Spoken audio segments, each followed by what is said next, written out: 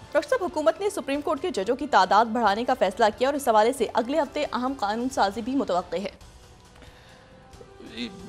ये इररिलेवेंट है सारी चीज़ें, मैं इन पे ज़्यादा बात नहीं करना चाहता, क्योंकि ये मतलब 23 जज साहिबान होंगे या 50 हो जाएंगे या 150 हो जाएंगे तो मुल्क ठीक हो जाएगा सुप्रीम कोर्ट में। ये इशू है, अगर ये बहुत बड़ा इशू है तो ठीक है। मैं तो मेरा जो नुक्ता नज़र है वो तो यही है कि मईशत, सिक्योरिटी, मईशत जो कम्प्रोमाइज़ बुरी तरह से हो चुकी है, सिक्योरिटी जो कि कल जो कुछ बलूचिस्तान में हुआ, और सोशल अनरेस्ट जो उसके नतीजे में जो इंटरलिंक्ड है आपस में, और उसके नतीजे में आपकी फॉरेन पॉलिसी जो अब मेरे ख्याल से मैं कोई 1.5-2 महीने से बात कर रहा हूँ कि आपकी फॉरेन पॉलिसी पर भी उसका अब इम्पैक्ट आना शुरू हो गया। तो ये सिस्टम तो कोलैप्स है, ये अरेंजमेंट कोलैप्स है, ठीक है। जिसको मैं अरेंजमेंट कहता हूँ कि इसका इधर से भी और इसकी ओनरशिप लेने को कोई तैयार नहीं है। और यानी आज जो है वो ये हुआ है कि जी सिक्योरिटी के लिए जो भी वसाइल चाहिए होंगे सिक्योरिटी फोर्सेस को, वो ये अरेंजमेंट देगा। मतलब वो सिक्योरिटी फोर्सेस जो हैं वो इनसे पूछ के फिर वो वहाँ पे ऑपरेशन करेंगी। ये पुष्ट पे खड़े होंगे उनके तो वो ऑपरेशन करेंगी, वरना वो नहीं करेंगी, ठीक है। तो और ये कोई ख़ास मेरे नहीं ख्याल के, अभी वो ज़ाहिर है मुख्तलिफ मामला चल रहे हैं इलेक्शन ट्रिब्यूनल्स के भी, उसके भी देखते हैं बारह। लेकिन मैंने आपसे कल भी बात की थी ना कि एक पॉलिटिकल गवर्नमेंट पूरी ओनरशिप लेती है। जैसे नवाज शरीफ साहब ने कंप्लीट ओनरशिप ली थी, हालांकि उनके इश्यूज थे 2014 के बाद, धरना हो रहा है, ये हो रहा है, लेकिन चौधरी निसार ने उसकी ओनरशिप ली थी। और जो कराची ऑपरेशन या जो ऑपरेशन ज़रब-ए-अज़ब हुआ था, ओनरशिप ली थी प्रॉपर, उस पर डायलॉग हुए थे, बैठे थे लोग, नेशनल एक्शन प्लान, एक पूरा एक प्रोसेस हुआ था पॉलिटिकल। इसी तरह से जो है वो जब ये पाकिस्तान पीपल्स पार्टी की हुकूमतें जितनी भी रही हैं, कल भी मैंने बात की थी, कंप्लीट ओनरशिप्स, अच्छे हैं बुरे हैं फैसले, जरदारी साहब बैठे हैं, आप तो बहुत तनकीद करें, आप यूसुफ रज़ा गिलानी, रहमान मलिक साहब मरहूम, या उससे पहले बीबी की हुकूमतें, ownership, complete ownership. Nasirullah Babar क्या कर रहे हैं, एतजाज़ अहसन साहब वज़ीर कानून है तो क्या कर रहे हैं, मतलब कंप्लीट ओनरशिप।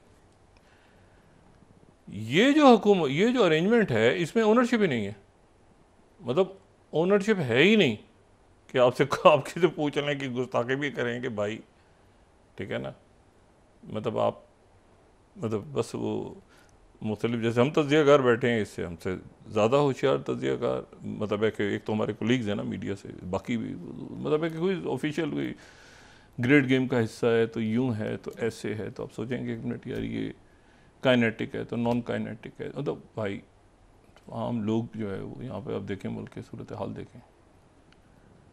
और उसमें साथ ही अब ये ईरान से एक जो ख़बर आई है आज जो सारे अखबारों में छपी हुई है, वो ये है कि जो 38 स्लाइड है, इस पर डिस्कशन भी हर जगह हो गया है कि गैस पाइपलाइन बिछाने में नाकामी, ईरान ने पाकिस्तान को अगले माह 38 स्लाइड आलमी अदालत में जाने का नोटिस दे दिया। उनकी साइड की जो है वो कंप्लीट है, हमारी साइड की बनी नहीं है। वन साइडेड एग्रीमेंट्स होते जा रहे हैं कई सालों से, और वो जो एग्रीमेंट्स हैं यानी IPPs जो हम इधर ही बैठे हैं लोग, उनके साथ ही IPP वो भी आलमी अदालत में जाने की, उनसे भी कुछ नहीं कर सकते, ये खुद इस सिस्टम में मौजूद हैं, इस सिस्टम के अंदर मौजूद हैं। यानी ये बिल्कुल ऐसे ही है कि आप कहें कि यार एक मिनट ज़रा, वो जो है वो यानी कोई, यानी मैं किससे मिसाल दूँ, यानी इसी सिस्टम में खुद मौजूद लोग हैं और वो कह रहे हैं कि जी हम IPPs को पकड़ेंगे, जो उन्हीं की अपनी IPPs हैं, वो कह रहे हैं हम कर नहीं सकते ना। देखें ना, आलमी अदालत में जाने उनके मालकान चले जाएंगे, मालकान इसी सिस्टम के अंदर मौजूद है, खुद उनकी अपनी, किसी की शुगर मिले हैं, किसी का कोई है, किसी का कुछ है, किसी का कुछ है। इसका एक ही हल है, सब फड़े जान के ये सिस्टम कोलैप्स है। और आप देखें, कई दफ़ा होता है ना वो आपको सिनिकल से मुस्कुराहट लगेगी, लेकिन मैं आपको हकीकत बता रहा हूँ कि ये एक दिन होना था, इसने कोलैप्स होना था सिस्टम, और वो हो गया सिस्टम कोलैप्स। और उसके नतीजे में अब इसमें से नई थॉट, क्रिटिकल थिंकिंग भी तो एक पूरा आपको पता है सब्जेक्ट पढ़ाया जाता है उसका। मेटाकॉग्निशन क्या है, अपने बायसेस को अलग रखें। ये लाइक्स, इसमें एलीट में भी तो ग्रुपिंग है आपस में, लाइक्स और डिसलाइक्स की। एलीट में भी जो एलीट है ना, बाकी को तो छोड़ दें आप, बाकी तो गए ना एक तरफ लोग सारे, आवाम तो एक तरफ रख दें। एलीट्स में भी एक लाइकिंग और डिसलाइकिंग है कि मतलब यार वो जो है ना, वो तो देखे ना, वो उसका बच्चा उसके, नहीं नहीं उससे नहीं, उसको दे दो ये टेका। अच्छा कहाँ पर, किधर, अच्छा जी ऐसे, अच्छा कितने बिलियंस का है। वो एलीट की ग्रुपिंग भी है। अब ये एलीट आपस में, एलीट के टकराव, अवाम तो पब्लिक तो है ही नहीं बीच में कहीं, एलीट लड़ रही है आपस में, ये ऐसे होगा, ये ऐसे होगा, ये बिल आएगा, ये बिल क्यों जाएगा। कल ताजिर हड़ताल कर रहे हैं पूरे मुल्क में, ठीक है। अब ये जो ईरान के साथ जब हुआ, कोई थॉट प्रोसेस होगा पीछे, कोई सोच विचार की गई होगी। फिर उसके बाद डोनाल्ड लू ने वहाँ से कह दिया कि जी वो पाबंदियाँ लगेंगी। ये आप देखें ना, इसके ऊपर जो है अब अजीब एक मामला है कि रॉयटर्स 39 यूएसए के it doesn't support Pakistan Iran gas pipeline, वो डोनाल्ड लू ने कह दिया। 39 स्लाइड रॉयटर्स, हम कोट करते हैं ताकि रेफरेंस रहे। उसके जवाब में हमारे जो वजीर, ये इसी साल के हैं, ये पिछले सालों के नहीं है, ये इसी साल के हैं, ठीक है ना। तो उसके जवाब में हमारे जो वजीर ख़ारजा साहब हैं और नायब वजीर आज़म हैं हमारे इज़्ज़त माब, वो वॉइस ऑफ अमेरिका, पाकिस्तान किसी के आगे सर नहीं झुकाएगा, ये वॉइस ऑफ अमेरिका 40 स्लाइड, हाँ किसी के आगे सवाल ही पैदा नहीं होता, पाकिस्तान किसी के आगे जो है वो, ये है 7 मई की, ठीक है। पाकिस्तान किसी के आगे सवाल ही पैदा नहीं होता। मतलब हम ये हमारे वजीर खारिजा हैं, उससे पहले वो डोनाल्ड लू देखें आप, और राइटर्स, और ईरान ने आगे से कहते हम जा रहे हैं आलमी अदालत। उनकी साइड की उन्होंने अपनी पाइपलाइन 2012 की कंप्लीट की हुई है। कभी शाहिद खान अब्बासी साहब का बयान सुने, कभी दरमियान में आप वो मुसद्दिक मलिक साहब का बयान सुने। खान साहब के दौर में वजीर तवानाई कौन था मुझे नहीं पता, कोई होगा, मुझे मेरे जहन में नहीं आ रहा कि कौन था, कोई था, नदीम बाबर थे या पता नहीं कौन थे, क्या किधर गए, क्या बना। वो भी आईपीपी ज्वाइन कर गए। आईपीपी एक और भी तो है, इस्तेकाम है पाकिस्तान पार्टी, वो चले गए। 2 आईपीपीज है ना, एक अच्छी आईपीपी है, वो दोनों ही अच्छी हैं इस वक्त। तो इशू ये है कि ये सिस्टम कोलैप्स है। एक इंतहाई संजीदा इस वक्त थॉट प्रोसेस की ज़रूरत है, और उस थॉट प्रोसेस के अंदर ये देखना है कि सबसे पहले तो आप, होता है ना कि वही मैंने क्रिटिकल थिंकिंग वाली बात की, मैं उसको यहाँ कोई लेक्चर देने की मूड में नहीं, आइडेंटिफाई करते हैं, बायसेस को एक तरफ रखते हैं, ठीक है, ऑब्जेक्टिव थिंकिंग आप लेकर आते हैं। फिर उसके बाद आप देखते हैं कि बायसेस को, मैंने कहा ना, लाइकिंग और डिसलाइकिंग को छोड़ दें आप, ये मुझे इसकी शक्ल नहीं पसंद यार, इसको दूर करो, इसको ले आओ यार, ये चाहे गुंडे की फ्रॉड या क्यों ना, उसको जितवा दो, अच्छा उधर से जितवा दो, ये इसको ख़त्म करें। उसके बाद आप वो जो बात है कि जो लोग, मतलब मुझे देखें, भुगटी साहब की डिमांड्स थी, मैंने कल भी बात की ना, भुगटी साहब की डिमांड्स होती थी, यहाँ गैस नहीं आ रही, ऐसे है, हकूक दें, और पॉलिटिकल फिगर्स थे, पॉलिटिकल लोग थे ये। इसी तरह से आप मंगल साहब के साथ बैठे, उनकी बात होती थी, हमारा बलूचिस्तान के हकूक, मतलब कोई बात होती।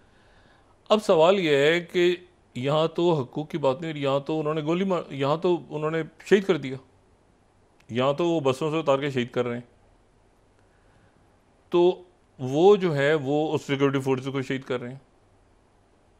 अच्छा, ये मेरे इसके ऊपर थोड़े से ज़ाती, जब ये लफ्ज़ से इस्तेमाल होना शुरू हुआ ना, फितना खवारिज, तो मेरे थोड़ा सा इसके ऊपर मैं वो था कि ये लफ्ज़ क्यों इस्तेमाल हो रहा है, फितना खवारिज, तहरीक तालिबान पाकिस्तान के बजाय। लेकिन फिर मैं आई रियलाइज़ कि ये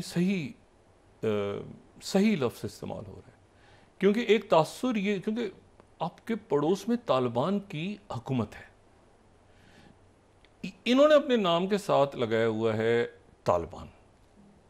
तो जब आप तालिबान में कंफ्यूज होते हैं कि जी तालिबान पाकिस्तान, तालिबान अफ़गानिस्तान, आगे पीछे दाएं बाएं बहचड़े, तो आपने इसको सेपरेट ही कर लिया बिल्कुल। ये बहुत, मतलब मैं खुद इसके ऊपर थोड़ा सा शुरू में था कि ये क्यों, ये लफ्ज़ कैसे, क्या आगे, कि आपने इसको ख्वारिज, यानी अब ख्वारिज जो हैं, मैं without going in detail history of Islam हर एक को पता है। ख़वारिज वो थे जिन्होंने जो है वो कहा था कि जो हम जिसको कहेंगे वो खलीफा होगा, जिसको हम चाहते हैं, जो हमारे नज़र में मतलब वो फिर हज़रत उस्मान गनी रज़ी अल्लाह ताला के दौर से शुरू होता है एक इशू, फिर वो चलता है हज़रत अली करमल्लाहु वजहहू के दौर से, फिर उसके बाद में, और फिर उसके बाद वो जब भाग गए वहाँ से और एक ग्रुप ना, उन्होंने किसी को भी मतलब वो जो अहले तशी हैं, जो अहले सुन्नत वल जमात हैं, वो दोनों को ही नहीं मानते। उन्होंने कहा जो हम कहते हैं वो ठीक है। अच्छा, फिर उन्होंने जब ये चले गए ख़वारिज जो पहाड़ वहाड़ पे चले गए, इन्होंने काफ़ी कब्जा कर लिया तो जगहों पे, तो उसके बाद ये हुआ कि इनको फिर हज्जाज बिन यूसुफ ने, जो कहते हैं ना बड़ा जालिम था हज्जाज बिन यूसुफ, उसने ये किया, उसने वो असल में इनके साथ उसने प्रॉपरली फिर इनकी तबीयत साफ़ की, क्योंकि इन्होंने कहा कि जो अच्छा, फिर ये समझ नहीं आती थी इनको कि हम किसको, इन्होंने जाके फिर अपना अनाउंस कर दिया एक बंदा कि ये हमारा जो मतलब इन्होंने नाम दे दिया खलीफा है जो भी।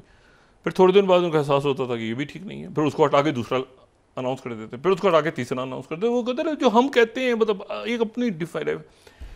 तो ये फिर दायरा इस्लाम से इनको खारिज कर दिया गया। तो ये जो है ये लफ्ज़ जो है ना, ठीक है, ये लफ्ज़ जो भी इसकी तारीख हर एक मुसलमान को पता है कि ये लफ्ज़ मेरे ख्याल से बड़ा मुनासिब चुना गया है कि जी इनको, ये वो हैं जो अपने आप ही खुद ही डिफाइन करते हैं और किसी दूसरे को तस्लीम नहीं करते। मतलब इनके नज़दीक सब जो है वो गलत हैं, और ये तो इनको जो है वो यानी दायरा इस्लाम से ही अलग है तमाम मसालिक के नज़दीक। तो ये मेरा ख्याल है एक बहुत अच्छा, और ये फितने का लफ्ज़ भी साथ से इस्तेमाल हुआ कि मतलब है कि, और इसको अलग कर दिया गया इस लफ्ज़ को, बजाय इसके कि अब ये भी अपने साथ तहरीक तालिबान लगाते रहें, दुनिया में जहाँ लगाना है लफ्ज़ यूज़ करें, मगर इस नाम की कोई चीज़ एग्जिस्ट नहीं करती। तो ये मेरे ख्याल से एक रियासती सतह पे अच्छा, बहुत अच्छा फ़ैसला हुआ है कि ये इनको ख़ारिज कर दिया गया, मतलब इनका कोई ताल्लुक़ नहीं है, और ये वो हैं जो फितना है, मतलब जिन्होंने फितना फैलाया, और फितना फैला के कहते हैं हमारे जिसको हम कहेंगे ये आदमी अच्छा है वो आदमी अच्छा होगा, जो हम कहेंगे अच्छा नहीं है वो अच्छा नहीं है। अच्छा, वो खुद जैसे भी हों, मतलब उनसे कोई नहीं पूछ सकता ठीक है। तो आपस में वो एक अजीब किस्म का मतलब एक चीज़ है जिसका इस्लाम से कोई ताल्लुक नहीं। एनीवे, कमिंग बैक, तो ये एक अच्छा बहुत मेरे ख्याल से, मैं शुरू पे इस पे थोड़ा सा मैं होता सोचता रहा मैं काफ़ी, कोई मुझे इसके ऊपर कोई आप समझें कि कोई ना तो किसी को ब्रीफिंग दी गई है ना, अचानक ये लफ्ज़ इस्तेमाल हुआ ना, तो लेकिन फिर मुझे अंदाज़ा हुआ कि ये बहुत इम्पॉर्टेंट था कि लोगों को बताया जाए कि भाई ये जो हैं, एक तो ये इस्लाम अपना खुद बताते हैं, खुद ही उसको कॉइन करते हैं बैठ के, यानी सोचते ना 5-6 लोग कमरे में बैठे डिफाइन कर रहे हैं जिनको अलिफ से मतलब कुछ पता ही नहीं, वो कॉइन कर रहे हैं। बुनियादी तौर पे वही क्रिमिनल गैंग्स हैं, ठीक है, स्मगलिंग, ये फलाना ढिमाक लबाता चढ़ाया हुआ सर। तो ये तो बहुत अच्छा होगा। दूसरी जो बात है वो ये है कि ये अब इसके साथ बलूचिस्तान के अंदर, ठीक है, ये जो भी है सारा सिलसिला, उसका एक कहीं ना कहीं एक स्टेट लेवल पे कैथारसिस हो रहा होगा, कोई बात हो रही होगी, लेकिन वो पब्लिक नहीं हुई। लेकिन वो ये जो अरेंजमेंट है, you not a solution, you are part of the problem. तो ये पार्ट ऑफ द प्रॉब्लम है, ठीक है, ये जो हमारे इस वक्त ये अरेंजमेंट पॉलिटिकल अरेंजमेंट है। और अच्छा, इसी बहाने एक और चीज़ भी हुई है। देखें, बलूचिस्तान में इस वक्त अगर आप देखें कि सामने कौन है, मिसाल के तौर पे आप BLA को लें, किसी को भी लें, तो वहाँ पर भी असल में इस वक्त कोई सरदार नहीं है, सामने कोई सरदार नहीं है। यानी वहाँ पे जो हैं वो अगर अल्लाह नज़र की बात करें या बाकी लोगों की बात करें, जो भी हैं वहाँ पे, तो सरदार नहीं है। पहले तो ये था कि सरदार जो हैं वो चले गए, और मतलब मैं बड़ी एक अजीब सी बात करने लगा हूँ, लेकिन बहरहाल बात तो चाहे अजीब सी हो, बात तो बात होती है, डिग्री तो डिग्री होती है, भी बलूचिस्तान से एक दफ़ा कहा गया था ऑन अ लाइटर नोट। तो उधर जो है ना वो सरदार नहीं है। अच्छा, उधर भी यानी, और यहाँ पर भी अब जो है, जैसे सरफराज बुगटी साहब में, पता नहीं सरदार उनको कहा जाए ना कहा जाए, एक यानी आप समझें कि एक उनको पसंद करें ना पसंद करें, एक अवामी से आदमी है, मतलब अवामी से कहते हैं ना, टिपिकल तो सरदार जैसे होते थे बड़े लोग, आगे पीछे हाथ बांधे खड़े हैं। सरफराज भुट्टी साहब ऐसे नहीं है।